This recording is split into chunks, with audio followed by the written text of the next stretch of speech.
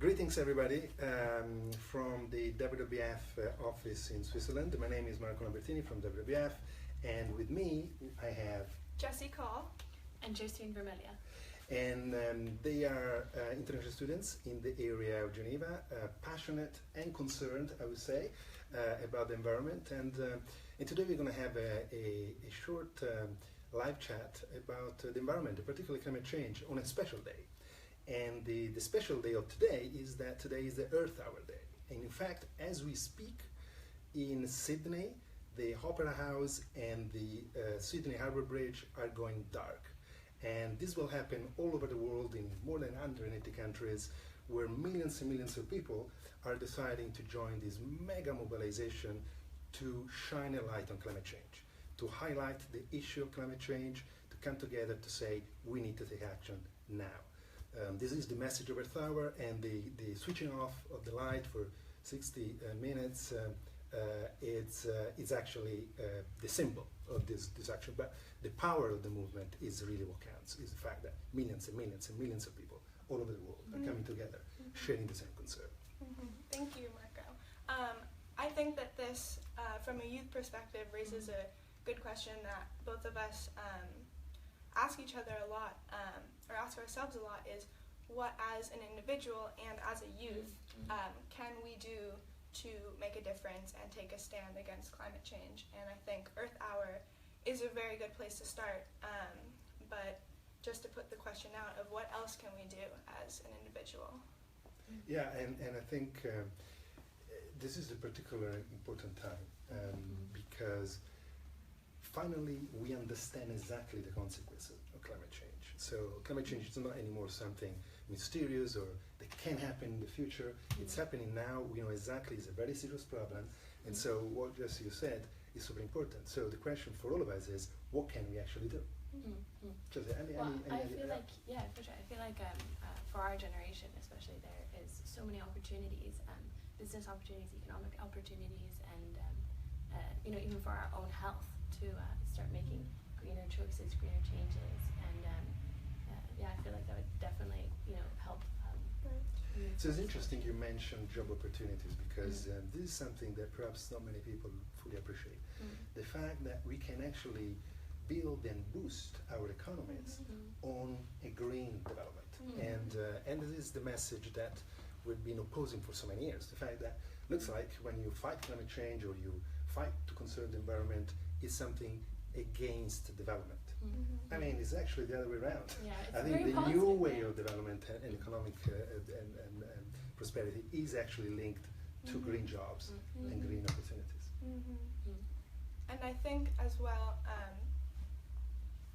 from my perspective, I see kind of two sides to this. There's a group of people who are very passionate about this and hopeful, and there's also a side that is not quite there yet.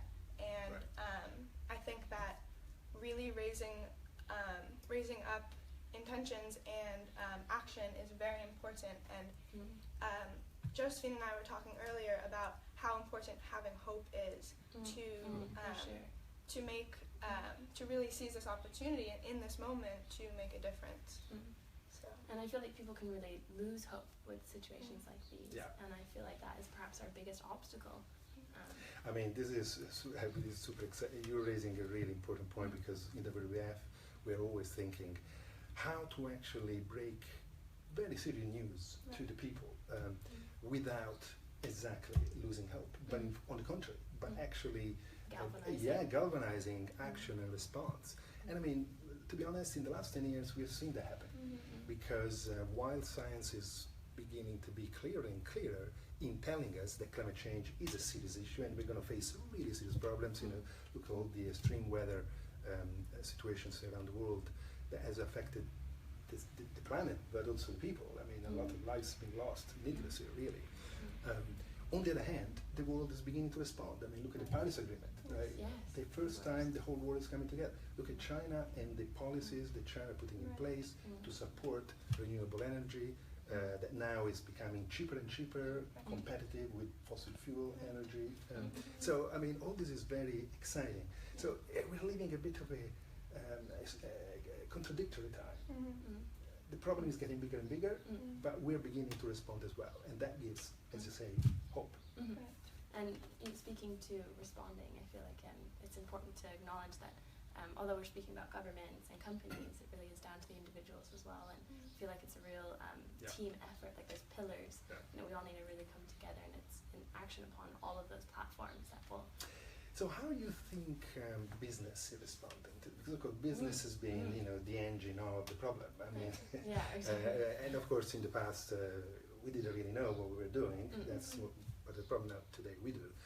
So how do you see, from your perspective of students and young generation, how do you see the big business and the business in general responding to? Because we've seen the government coming together to some extent. I mean, some are a bit an exception, but how do you see business behaving and responding?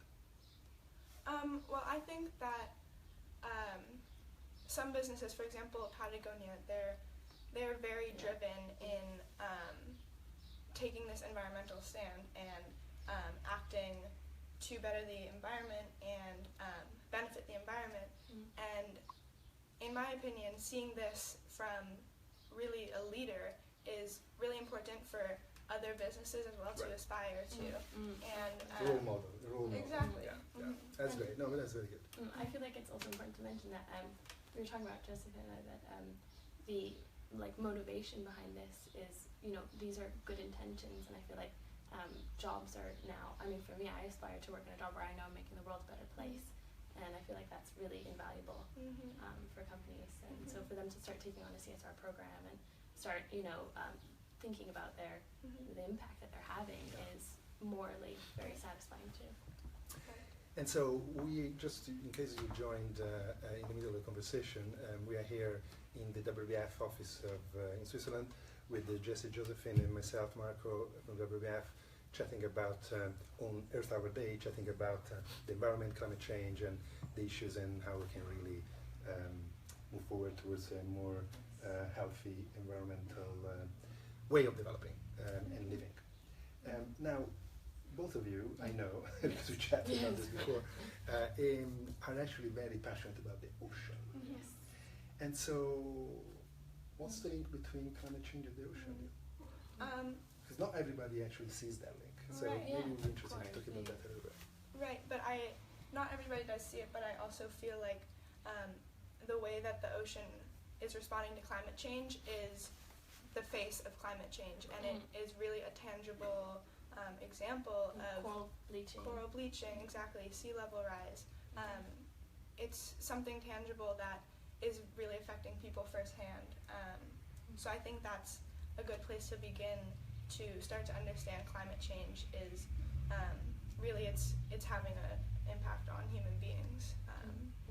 And I think, it's also quite hard. I can understand it's quite hard for people to really, the oceans, we live on land, we don't always see, not everyone, gets to actually see coral reefs at any point in their lives. So I feel like it's very, it's important for us to sort of really think bigger than ourselves and bigger than, just our own sort of bubbles, and think about the oceans.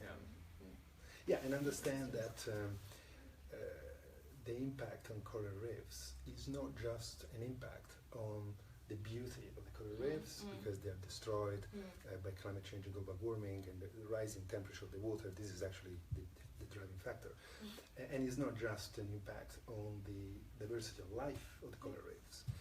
It is going to have a major impact on us as people too. Of course. Because the ocean is such a vital engine of everything. I mean, the ocean is producing half of the oxygen, perhaps even more, that we breathe.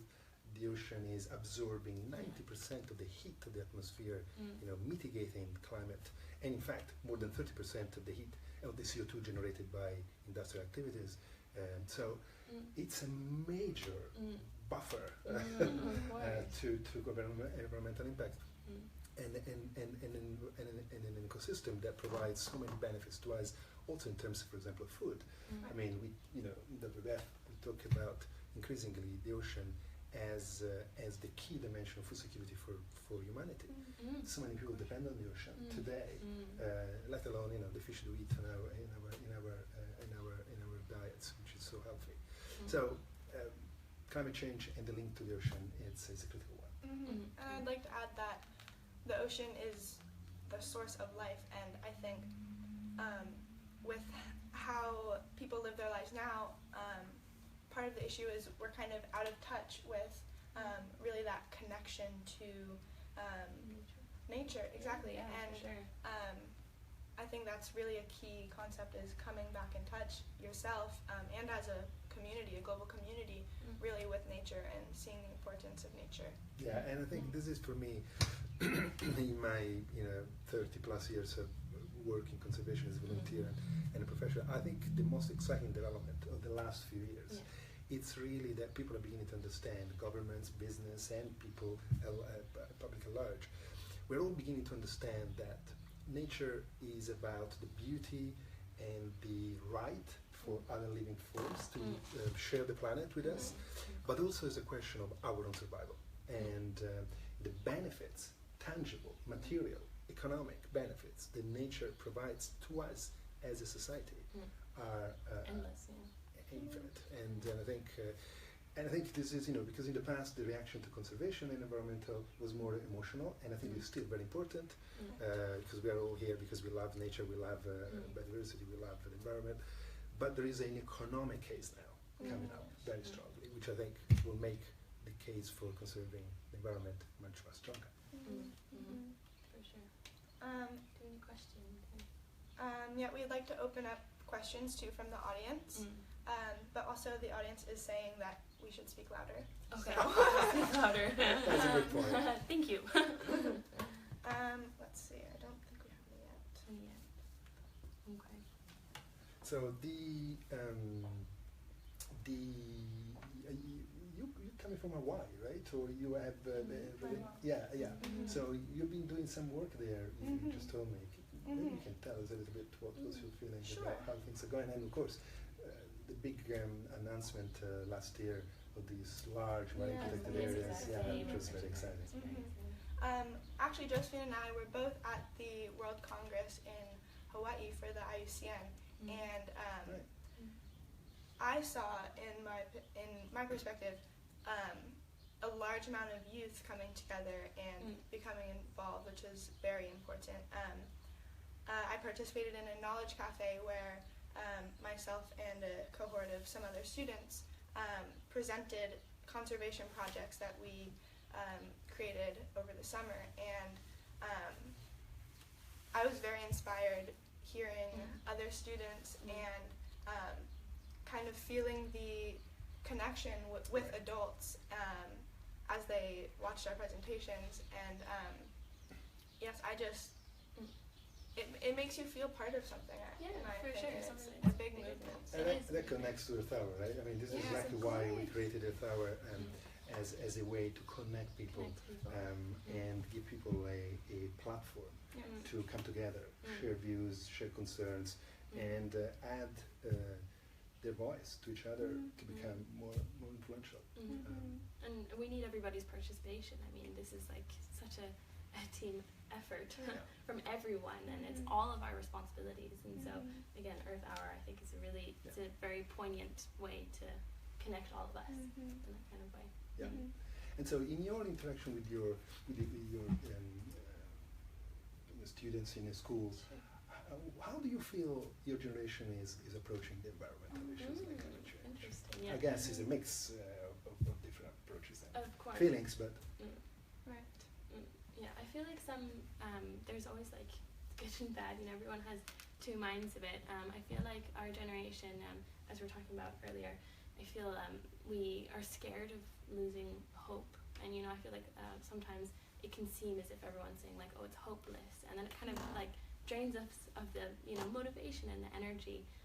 So I can see some people who are quite disheartened sometimes, but then I also see endlessly people who are so inspired and excited about it. Like I'm so excited about it, and I have a lot of hope, and I'm driven more by my hope than anger or disappointment at small events that happen, I'm like so driven by hope, I suppose. And so that's an important thing. It goes two ways. I mean, hope is everything, and I have to tell you, I'm much older, and I'm still very excited. Yes, so I don't think, I think young people should be super excited because this is the most exciting time we can live on. It's a time where we can actually reorganize the way we live on the planet in a way that is in balance and in harmony with nature. We can really reshape that relationship, critical relationship between us and the planet. And this is the time to do it. We know the science is telling us what's happening. We know the consequences. Everything's coming together. This is the time to do it. And this is the message of WWF, and that's why we want Earth Hour to be such an energizing moment to bring people together and then drive action. It's not just about switching off the light for 6 minutes. This is the symbol of bring us together, but it's all about really practicing a different way of living individually and coming together and influence the big mechanisms, governments and businesses, to really shift the needle towards a way of living which is sustainable. And that's our mission. That's why we're here in WWF. That's what Earth Hour wants to achieve, shining a light, particularly on climate change, which is one of the most important issues and challenges of our time. We have a question for you. Okay. From Ong Jun Lee. Says, hey Marco, how did you kickstart your climate change journey? So maybe you can tell the audience a bit about what inspired you to get started and how they can take a step forward. Right. Well, thank you for the question. First of all, let me say, when I was 12, I was crazy about nature and wildlife since I was a little kid, literally. And when I was 12, I started volunteer for WWF in Italy, my original country. And at the time, climate change was nowhere. This was in the 80s, early 80s. And so, frankly, climate change developed as science began to show the seriousness of the problem. And we understood that there was really something big at stake, both for nature and for people. And that's how I really got into climate change. And that leads me to make another consideration, which is reflection, which is if we're making a lot of progress, I think, in raising the profile of climate change as a serious issue, we also need to raise the profile of nature loss, the loss of habitats, deforestation, depletion of the oceans, and all the other degradation of the natural environment as a serious issue too. These are the two faces of the ecological crisis coin, if you like. Climate change on one hand, nature loss on the other. They are all connected, they in fact influence each other. But I think awareness on climate change is growing, which is great. We need to continue to push because it's so important. We need to also push on the importance of nature and nature loss as well. And but that's how the whole journey started. Started from wildlife and then moved into climate change and sustainable development because it's all part of the same picture. Well, I think it's interesting actually, we didn't actually get a chance to talk about deforestation, and we were speaking about the oceans, and I feel like that's a really interesting topic. I mean, it's similar to the, sort of carbon sink concept that we were talking about earlier. So why do you think people, our society, our economy, is actually chopping down trees at the rate that we are today? We are destroying about 100,000 square kilometers forest every year. Why do you think it's happening? I think for our own economic benefit, unfortunately. And I feel like, but for our own economic benefit, and I feel like that's obviously negative. But I feel like there's I feel like if people were educated more, if we could spread the word out more, people could understand that nature obviously, as we were just saying, like provides so many more economic opportunities than destroying it and using it as commodity. Right, and what is the challenge? I mean, how can we sort this out? Because clearly, it's clear that today in a lot of countries, standing forests, are less valuable than deforesting forests and planting crops of different sorts. I mean, palm oil in Asia, beef in Latin America, soy in Latin America. So how can we turn this around? I think a lot of people, especially in that industry, see it in a short-term view, and rather than looking way in the future where maybe it's beyond your time, but future generations will have to deal with the issues that we create. So, right. So, really, it's almost selflessness and acting for the environment rather than yourself is very important. However, just into some situation in countries with a developing economy where they would say, wait a minute, we need economy, we need to grow, we need to develop, we need to give our kids jobs, and it's absolutely a right request and inspiration.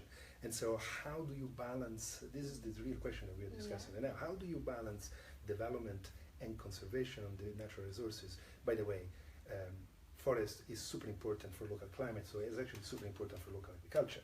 So they're all, these connections are very important.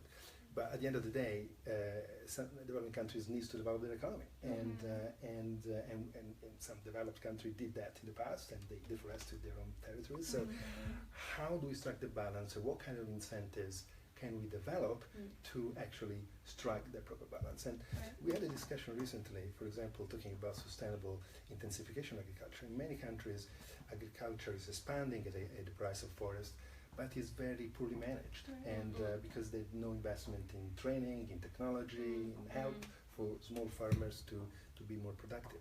So this could be a solution that we are actually now discussing, how to help small farmers in Indonesia, in many other developing countries, to actually produce more with less land. And I think the issue of deforestation is all connected to how we produce our food in the next 20 years. And there was an extraordinary statistic. In the next 20, 30 years, we're going to produce more food than since agriculture began 10,000 years. In 30 years, we need to produce more food because, of course, there are 8 billion people. But so how can we do that in a way that strikes the right balance between production and protection of the environment, development and conservation, and how can you produce double amount of food with less land, less water, less energy, less pesticides, and actually, it's possible. It's scientifically possible. It's a question of having the right policies, the right investments, and the will to do it. And food waste is another big problem. And you're very upset about plastic. Yes. Yes, I am too. Everybody is, I guess. Yeah, of course. So tell us a little bit your plastic experience. Yes. Personally, I did a school project on plastic pollution it's called the Exuma Sound in the Bahamas, in a body of water. And what we did was quantify the amount of plastics in this body of water. And it's really an issue where a lot of people are familiar with, for example, the Great Pacific Garbage Patch, but there are misunderstandings. So when I first heard this term, I thought huge pieces of plastic floating in the water, but really they're microscopic. So it's really something that, since it's hard to see, it's kind of hard to understand and grasp. But as when you come to eat food, all the fish eat the microplastics and it ends up inside them, and it's slowly making its way back up the food chain to us again, and we're actually consuming plastic. And the reason why that's bad is because plastic can absorb so many different types of toxins that we're actually poisoning ourselves by. When you throw plastic into the ocean, it's going to end up back in you, and people don't understand that, and I feel like that's a very So you're raising a really important point. For plastic in the 80s, 90s, beginning of 2000, it was more an aesthetic issue. It was bad to see. It was ugly. It is ugly. Plastic on the beach, plastic in the river. But actually, is now clear that plastic is much more serious problem. It's actually a health problem for us. Is affecting the ecosystem chain. There was this incredible little video of a microscope showing a little crustaceans, plankton organism in the ocean actually eating a little piece of microplastic as the first step into the food chain. And of course, through the plankton and the fish, it comes to us on the plate. And that's really disturbing. So it's a much more serious issue than just aesthetic. Yeah, and think many people they don't make that connection of it's impacting us. Like, we know that fish are eating it, but a lot of people don't understand that it's actually impacting our health, and that's really kind of the turning point for most people of when they decide to act for the environment. For sure. So now that this is actually known, I hope that it changes more people's minds. For sure.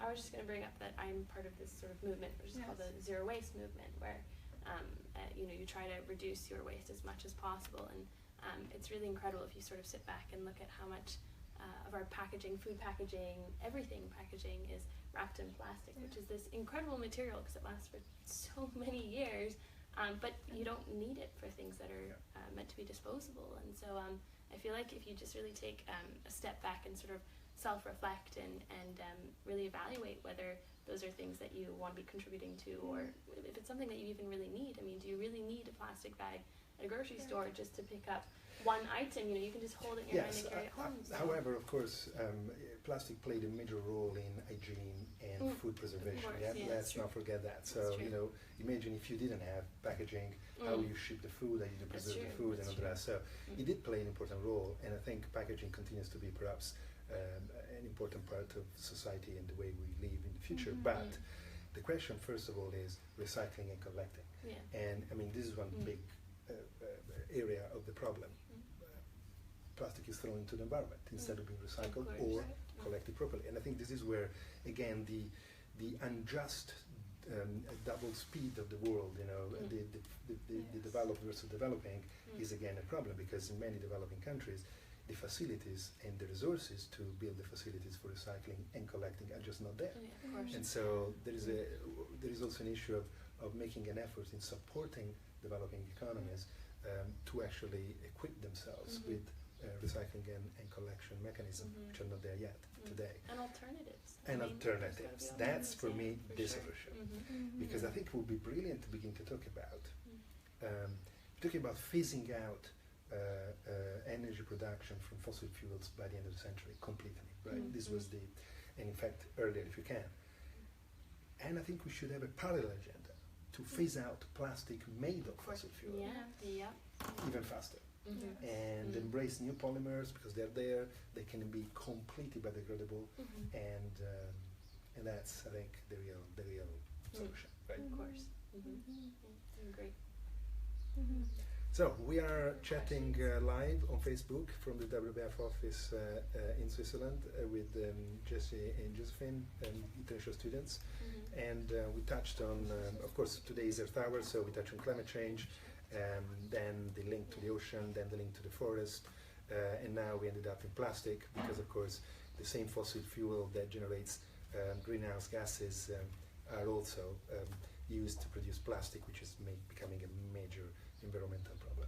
So this is the kind of discussion we had today.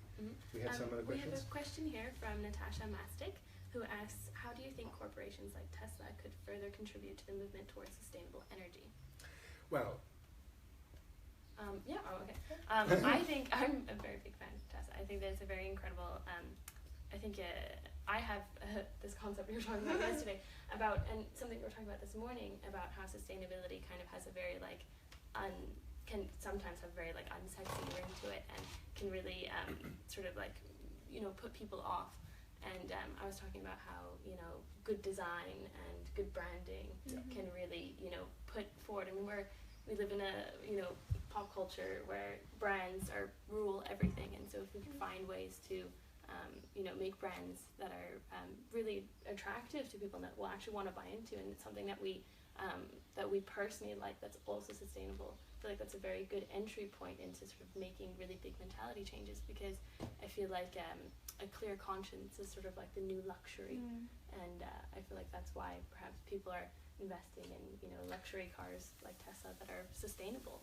And that goes back to the point you raised at the beginning, and you, Jessica, too, about new industry, new sectors, new jobs, and boosting the economy through a green in a green direction, which and Tesla, of course, is the cutting edge also of another phenomenon that I think is so exciting and so novel and so inspiring, which is the massive innovation in technology that we have seen in the last couple of decades. I mean, Tesla is making cars, electric cars, but actually now they've launched this solar panel in the form of roof tiles. I've seen other companies in China are developing, and in other countries around the world, developing solar panel embedded into the window glasses. So basically, the sun that is coming through today, the glass, tomorrow will actually go straight into the grid and into our generating electricity for our own building. So I mean, this is incredible. And investing and incentivizing green innovation, green technology is something critical that companies do already, but governments should support more strongly.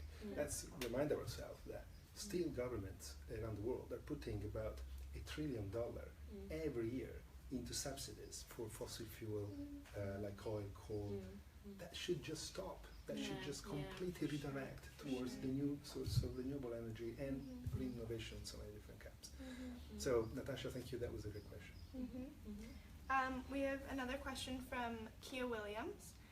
She says, she asks, considering the recent raise in awareness to the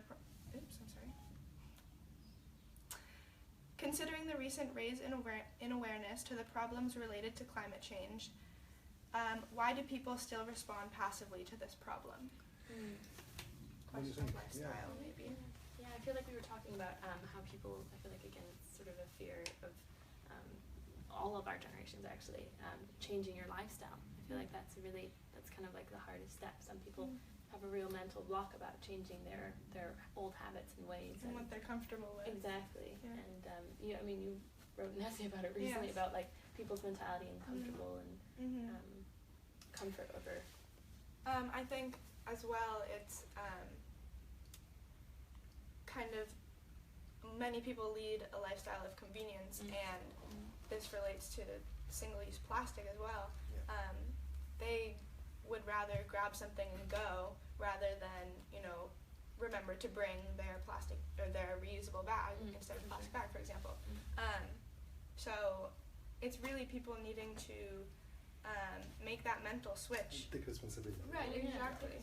However, I think there are two sides of the same story. One is exactly what you just said. I mean, people need to really begin to understand that at the end of the day, they're going to pay the price. Yes, we are all going to pay the price. And we are actually beginning to pay the price today.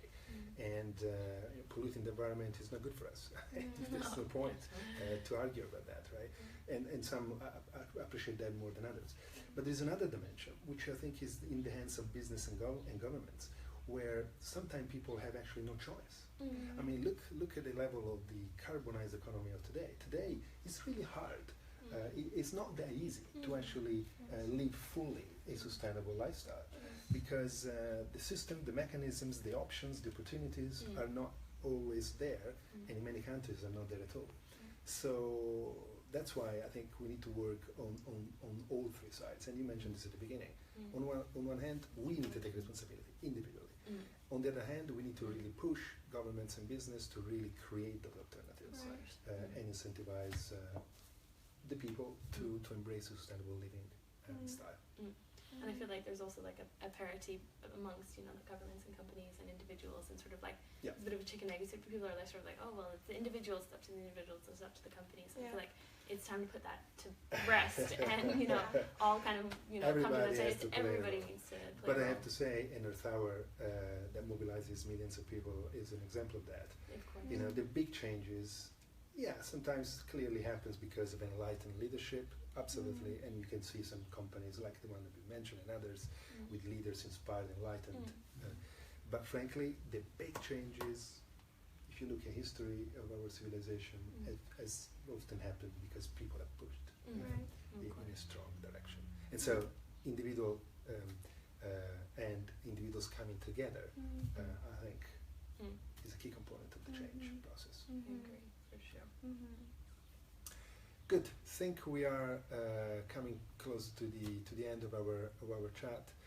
Again, we are from WWF office in Switzerland on Earth Hour at a time where Sydney and other cities in Australia and the Far East are beginning to switch off their lights to join this global movement, shine a light on climate change, highlight the importance of fighting climate change, and as we discussed, and Josie and Josephine here has been saying this several times during our chat, never lose hope. In fact, never give up. And in fact, the time to act is now. So with that, I think we can say goodbye to our audience. Yes. Josie, Josephine, it's been a pleasure Yes, chatting with you. Thank you, Thank you for coming. Marco. Thanks for joining us. And thank you everybody for watching live, and perhaps also on our website from WWF in Switzerland. Goodbye everybody. Thank Bye. you. Thanks. Bye.